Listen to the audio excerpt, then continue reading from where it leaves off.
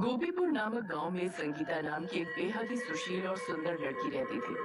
संगीता के पिता एक पुजारी थे। वे रोज सुबह जल्दी उठकर मंदिर में पूजा पाठ किया करते थे और संगीता भी रोज सुबह जल्दी उठकर मंदिर की साफ सफाई और पूजा पाठ में अपने पिता की मदद कराया करती थी। एक दिन संगीता सुबह के 4 बजे उठकर अपनी सहेली पुष्पा के घर जाती है और उसे आवाज लगाती है, पुष्पा, अरे ओ पुष्पा, अरे पुष्पा, सुबह के 4 बज गए हैं और तू अभी तक सोई हुई है।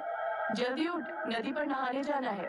पुष्पा अपनी आंखें मीटती हुई अपने कमरे से बाहर आती है और संगीता से बोलती है, अरे संगीता, अभी तो आसमान में भी अंधेरा छाया हुआ है। हम दोनों कुछ देर बाद चलते हैं ना नदी पर नहाने। कुछ देर में दिन भी निकल आएगा और फिर गांव की औरतें और लड़कियां भी तो नदी पर नहाने के लिए जाएंगी। हम भी उन्हीं के साथ नदी पर नहाने चल पड़ेंगे। तुझे पता है ना कि मुझे मंदिर की साफ सफाई करनी होती है।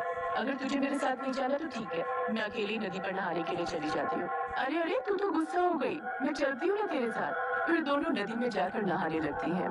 तभी नदी के किनारे पेड़ के पीछे से पवन और रामू नाम के दो दोस्त संगीता और पुष्पा को नदी में नहाते हुए देखने लगते हैं। अरे रामू यार, इन लड़कियों को नदी में नहाते हुए देख कर तो ऐसा लगता है मानो जैसे आसमान से अप्सरा उतर कर आ गई हो। अरे वो इन्हें देख कर तो मन बड़ा ही प्रसन्न हो गया है रे। सच कहते हो पवन भैया, इन लड़कियों को यूं नदी में नहाता देख कर तो हमारा भी मन नदी में नहाने का करने लगा है। अरे तनिक इनका ये चमचमाता गोरा गोरा बदन तो देखो। अरे तुम बहुत जोरा धीरे बोल, कहीं किसी ने सुन लिया तो बहुत मार पड़ेगी। हाँ, तभी संगीता को ऐसा आभास होता है कि कोई उन्हें चुपके से देख रहा है। पुष्पा, मुझे लगता है कि वहाँ पेड़ के पीछे कोई है जो हमें ऐसे नहाते हुए देख रहा है। चल जल्दी चलते हैं यहाँ से। फिर वो दोनों नदी से निकलकर अपने घर चली जाती है। अगले दिन फिर से संगीता सुबह के 4 बजे पुष्पा के घर जाती है और उसे आवाज लगाकर उठाने लगती है। पुष्पा कमरे से बाहर आती है और संगीता से कहती है, संगीता, मैं रोज सुबह सुबह 4 बजे उठकर तेरे साथ नदी पर नहाने के लिए नहीं जाने वाली।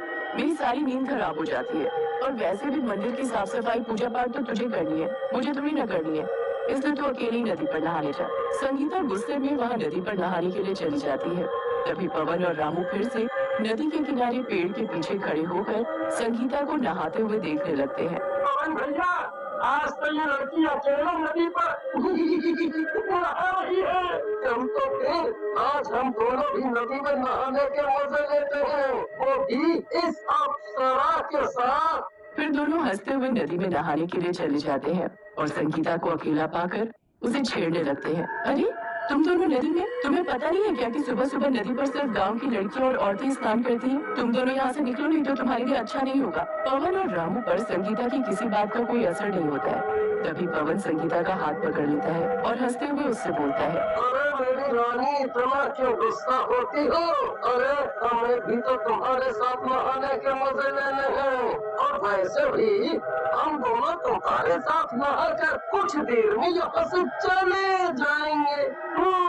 संगीता उन दोनों की हरकतों से बहुत डर जाती है और जोर जोर से चिल्लाने लगती है। तभी नदी के किनारे से पुष्पा संगीता को आवाज लगाती हुई आती है। पुष्पा को देखकर पवन और रामू की सिट्टी पिट्टी गुल हो जाती है।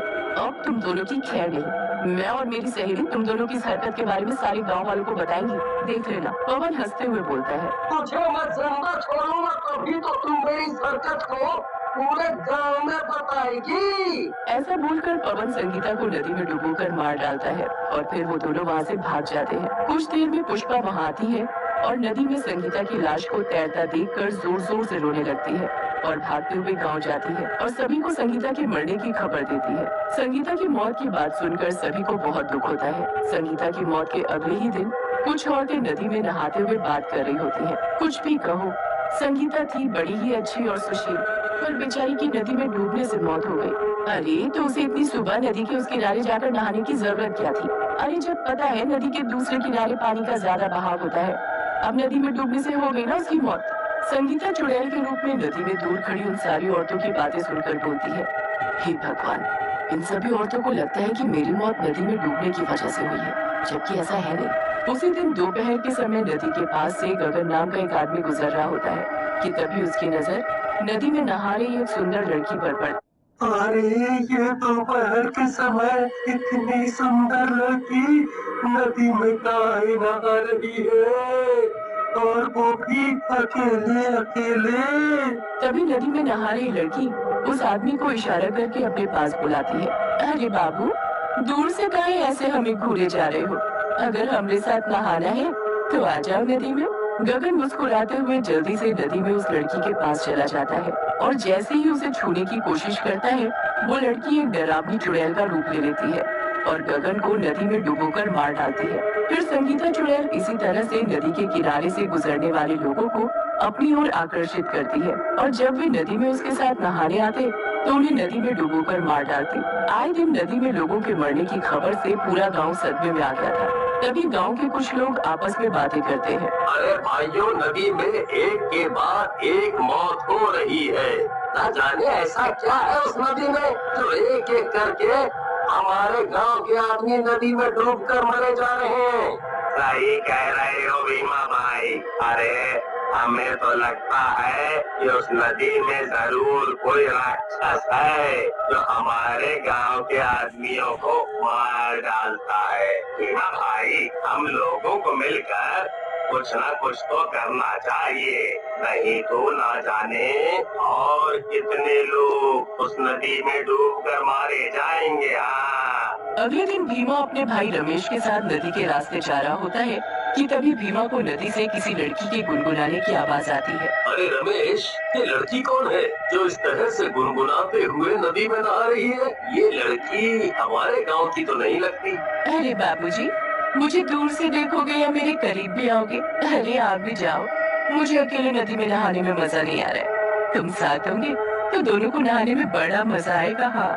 सुंदर लड़की की बात सुनकर भीमा से रहा नहीं जाता और रमेश के मना करने पर भी भीमा नदी में उस सुंदर लड़की के साथ नहाने चला जाता है। कुछ ही देर में वो सुंदर लड़की चुड़ैल के रूप में आ जाती है और भीमा का गला दबाकर उसे नदी में डुबोने लगती है। रमेश जल्दी से गांव जाता है और गांव के लोगों और मुखिया जी को ये सारी बात बताता है। मुखिया जी, जल्दी से कुछ कीजिए, नहीं तो वो चुड़ैल मेरे भाई भीमा को भी मार डालेगी। फिर गांव के लोग और मुखिया जी पुजारी जी को लेकर नदी के पास जाते हैं। दुष्ट चुड़ैल, छोड़ दे इस बेचारे आदमी को। आखिर क्या बिगाड़ा है इसने तेरा जो तू उसे इस तरह से नदी में डुबोकर मार डालना चाहती है? मैं गांव के किसी आदमी को नहीं छोड़ूंगी, मार डालूंगी मैं सभी को।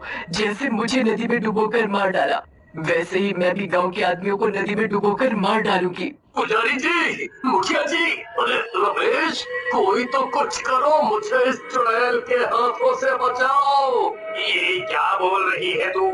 आखिर तू है कौन जिसे नदी में डुबोकर मार डाला? चुड़ैल भीमा का गला छोड़ देती है और रोते हुए बोलती है, पिताजी, आपने अपनी बेटी को नहीं पहचाना। मैं संगीता हूँ और मुझे किसी और ने नहीं बल्कि हमारे गांव में रहने वाले पवन और रामू ने मिलकर नदी में डुबोकर मार डाला। चुड़ैल की ये बात सुनकर गांव के सभी लोग, मुखिया जी खासकर पुजारी जी, बहुत ही हैरान थे। ये क्या बोल रही हो तुम? तुम मेरी बेटी संगीता हो और मैं तुम पर यकीन कैसे करूं कि तुम संगीता हो? फिर चुड़ैल अपनी जादुई शक्ति से चुड़ैल के रूप से संगीता के रूप में बदल जाती है। अब तो आप सभी को यकीन हो गया ना कि मैं ही संगीता हूँ। अरे बेटी, तुम्हारी मौत तो नदी में डूबने की वजह से हुई थी। चुड़ैल गुस्से से बोलती है, नहीं, मेरी मौत नदी में डूबने से नहीं हुई थी। फिर चुड़ैल सभी लोगों को बताती है कि कैसे पवन और रामू ने उसके साथ बदतमीजी की और किसी को कुछ पता न चले इसलिए उन्होंने उसे नदी में डुबोकर मार डाला। जब तक पवन और रामू को उनके किए की सजा नहीं मिल जाती, मैं ऐसे ही लोगों को नदी में डुबोकर मारती रहूंगी। पुजारी जी मुखिया जी से कहते हैं, मुखिया जी, मेरी बेटी को न्याय दीजिए, नहीं तो वो ऐसे ही तड़पती रहेगी और लोगों को मारती रहेगी। मुखिया जी चुड़ैल और पुजारी जी की बात सुनकर जरा भी देर नहीं करते। वे रामू और पवन को उसी दिन पकड़कर फांसी की सजा दे देते हैं। पवन और रामू के मरते ही चुड़ैल को भी मुक्ति मिल जाती है और वो हमेशा हमेशा के लिए उस नदी से गायब हो जाती है।